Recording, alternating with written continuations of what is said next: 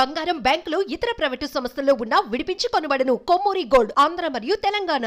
Welcome back views, welcome back to RTC cross roads. ఈరోజు Dhanush 50th picture రాయన్. ధనుష్ అంటే తెలుగులో కూడా చాలా ఫాలోయింగ్ ఉంటుంది. ముఖ్యంగా ఆయన రఘువరన్ బీటెక్ అనే పిక్చర్ సుమారుగా 10 years బ్యాక్ వచ్చింది. అది ఆ పిక్చర్ తోటి చాలా ఫ్యాన్ ఫాలోయింగ్ వచ్చింది. అది అలా కంటిన్యూ అవుతూ అండ్ లాస్ట్ 2-3 years ఇతని పిక్చర్స్ ఏవైతే ఉన్నాయో తమిళ్లో కూడా బాగా సూపర్ హిట్స్ అయ్యాయి. అండ్ అలాగే తెలుగులో కూడా లైక్ అసురన్, కర్ణన్, తిరు, దెన్ సార్, చాలా మంచి సబ్జెక్ట్స్ తోటి, వెరైటీ సబ్జెక్ట్స్ తోటి వచ్చిన మూవీస్ అన్నీ. And Dhanush as an actor చాలామందికి ఇష్టం. సో పోతే ఈయన ఈ 20 years జర్నీలో ఆల్రెడీ ఆయన 50th మూవీకి వచ్చారు. ఈ సినిమాలో ఆయన 3 రోల్స్ ప్లే చేశాడు. ఒకటి యాక్టర్, ఇంకోటి డైరెక్టర్, ఇంకోటి రైటర్. అయితే క్విక్గా ఈ సినిమా ఎలా ఉందో చెప్పాలంటే డిసప్పాయింట్ చేస్తుంది. షూర్గా సినిమా బాగున్నా కానీ ఓవరాల్గా డిసప్పాయింట్మెంట్ అయితే ఉంటుంది. బికాస్ యాక్టర్గా చాలా బాగా చేశాడు ధనుష్, దాంట్లో ఏమీ ఎలాంటి క్వశ్చన్ లేదు.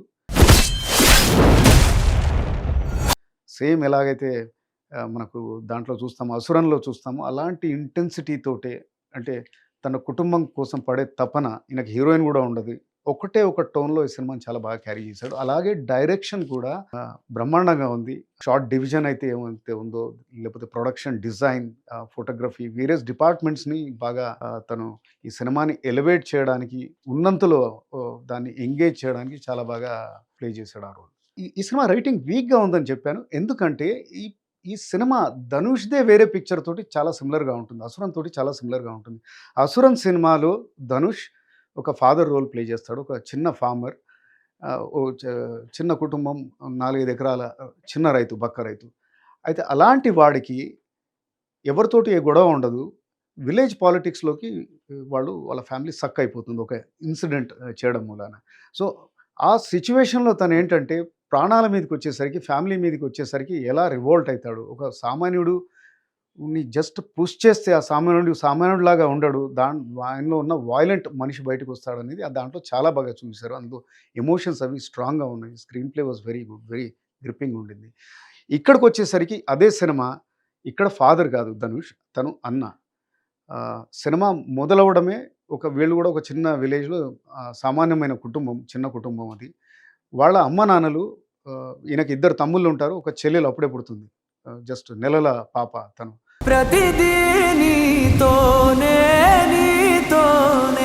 వాళ్ళ అమ్మ నాన్నలు టౌన్కి ఏదో పని మీద వెళ్తారు, పొద్దున వెళ్తారు, మళ్ళీ రారు. వాళ్ళు 2-3 రోజులు చూసేసి అగైన్ వాళ్ళకి ఇబ్బందులు వస్తాయి. వాళ్ళ తమ్ముళ్ళని, వాళ్ళ చెల్లిని కాపాడుకోవడానికి కోసం ఈయన టౌన్కి వెళ్ళిపోతాడు. టౌన్లో ఎలా కష్టపడతాడు అండ్ అంచెలంచెలుగా ఒక చిన్న హోటల్ ఓనర్ అవుతాడు అతను. స్టిల్ వాళ్ళు మామూలు కుటుంబంగానే ఉంటారనమాట. దెన్ అక్కడ వీళ్ళ తమ్ముళ్ళ 2 పాత్రలు వచ్చేసి సందీప్ కిషన్ అండ్ జయరామ్. దెన్ దుర్గా అనేది చెల్లెలు, విజయ చేసింది ఆ రోల్. సో ఇందులో సందీప్ కిషన్ పాత్ర ఏదైతే ఉందో, అతను మామూలుగా ఏ పని బాధ్యత లేకుండా తిరుగుతూ ఉంటాడు. అండ్ ఊరిలో ఉన్న వాళ్ళతోటి రౌడీ మూకతోటి గొడవలు పెట్టడం, బార్లో కూర్చొని తాగడం, ఇట్లాంటివి చేస్తూ ఉంటాడు. ఆయన చేసిన ఒక పని వల్ల మొత్తం వాళ్ళ పీస్ ఏదైతే ఉందో డిస్టర్బ్ అవుతుంది. సో వాళ్ళ కుటుంబం అంతా అపాయంలోకి పడిపోతుంది. దెన్ రాయన్ ఎలా అతను ట్రాన్స్ఫార్మ్ అవుతాడు. ఏదో మామూలుగా చిన్నగా మాటలు తక్కువగా మాట్లాడుతూ చిన్న హోటల్ నడుపుకునేవాడు, ఎప్పుడు సీరియస్గా ఉండే మనిషి ఎలా ఎక్స్ప్లోడ్ అవుతాడు అనేది ఇంటర్వెల్ బ్యాంక్ అది. సో ఓవరాల్గా ఈ పిక్చర్ ధనుష్ గతంలో వచ్చిన అసురన్ ప్లస్ ఆయనవే కొన్ని గ్యాంగ్స్టర్ మూవీస్ వచ్చాయన్నమాట. పుదుపెట్టై, మారి, జగమే తందిరం, ఇలాంటి పిక్చర్స్. సో ఇవన్నీ కలగలుపుగా ఉంటుంది. అండ్ బిట్స్ అండ్ పీసెస్లో ఏదైతే ఈ యాక్షన్ సీక్వెన్సెస్ ఏవైతే ఉన్నాయో బ్రహ్మాండమైన ఎగ్జిక్యూషన్. ఇప్పుడు ఇంతకుముందు చెప్పినట్టుగానే ఇంటర్వెల్ బ్యాంగ్ ఒకటి బ్రహ్మాండంగా ఉంటుంది. ఇంటర్వెల్ తర్వాత వచ్చే యాక్షన్ సీక్వెన్సెస్ అవి బాగా ఉంటాయి. అండ్ ఆర్టిస్ట్ పర్ఫార్మెన్సెస్ వరకు వస్తే ధనుష్ నో డౌట్ మొత్తం సినిమా అంతా తనుగా ఉండి అండ్ ప్రేక్షకుల్ని, ఆయన ఫ్యాన్స్ని ముఖ్యంగా బాగా ఎంగేజ్ చేస్తారు ఆయన. దాని తర్వాత నెక్స్ట్ మంచి రోల్లో చేసింది సందీప్ కిషన్, బ్రహ్మాండంగా చేశాడు. Will get a good name for this. And చెల్లెలు పాత్ర చేసిన విజయ ఎవరైతే ఉన్నదో, దుర్గా పాత్ర చేస్తుంది.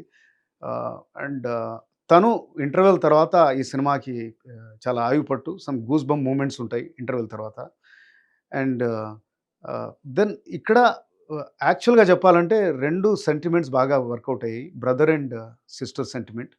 ఇంకొకటేంటంటే వీళ్ళకొక గాడ్ ఫాదర్ ఉంటాడు. అదే ఆ రోల్ ఈయన బ్రదర్ చేశారు. Selvaraghavan who was a director for Raghuvaran BTech. తను వీళ్ళ ఫ్యామిలీకి గాడ్ ఫాదర్ లాగా ఉంటుంది. ఆ రిలేషన్‌షిప్ ఏదైతే చూయిస్తారో చాలా బాగా ఆ రైటింగ్ అక్కడ బావుంది. పోతే ఇంతకుముందు చెప్పినట్టుగానే రైటింగ్ ఎక్కడైతే వీక్ ఎలా ఉంటుందంటే ఈ పేరెంట్స్ వీళ్ళని వదిలేసి వెళ్ళిపోతారు. వాళ్ళు ఏమయ్యారు? ఎక్కడ? అది అది అక్కడ వాళ్ళకొక ఆపర్చునిటీ ఉండింది. దాన్ని మళ్ళీ ఎక్కడో కనెక్ట్ చేస్తే బ్రహ్మాండంగా గ్రిప్పింగ్‌గా ఎమోషనల్ అది వచ్చేదనమాట. ఒక ఒక మంచి ఫీల్ వచ్చేది. అలాగే ప్రకాష్ రాజ్ క్యారెక్టర్ ఒక ఇన్వెస్టిగేటివ్ పోలీస్ ఆఫీసర్ ఉంటాడు. ఏదైతే మనము 'అతడులో' చూసామో అలాంటి సిమిలర్‌గా అలాంటి పాత్రే. కానీ అది కూడా వీక్ రైటింగ్ తోటి ఆయన ఎందుకు అంటే అడపాదడపా కనబడతా ఉంటారు.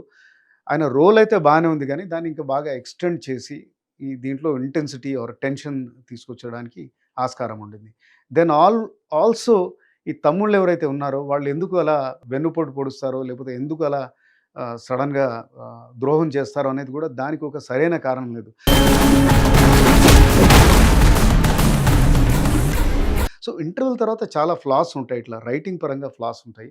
But what works for this film still 2.5 rating ఎందుకు ఇచ్చానంటే almost 1.5 rating is for Dhanush performance. And background score AR రెహమాన్‌ది చాలా కాలం తర్వాత బ్రహ్మాండంగా అంటే బ్రహ్మాండంగా ఉంది. దెన్ పీటర్ హెయిన్స్ స్టంట్స్ అవి చాలా బాగా కొరియోగ్రాఫ్ చేశారు. దెన్ ఇవే ఈ సినిమాని ఐ మీన్ వాచబుల్‌గా అంటే బిట్స్ అండ్ పీసెస్‌లో వాచబుల్‌గా చేస్తాయి. Thanks for viewing this. See you soon. #1 digital network మనం టీవీలో యాడ్స్ ఇవ్వాలనుకుంటున్నారా? ఇంకెందుకు ఆలస్యం? డెవలప్మెంట్ మీది, ఆ బాధ్యత మాది. వెంటనే ఈ నెంబర్కి కాల్ చేయండి.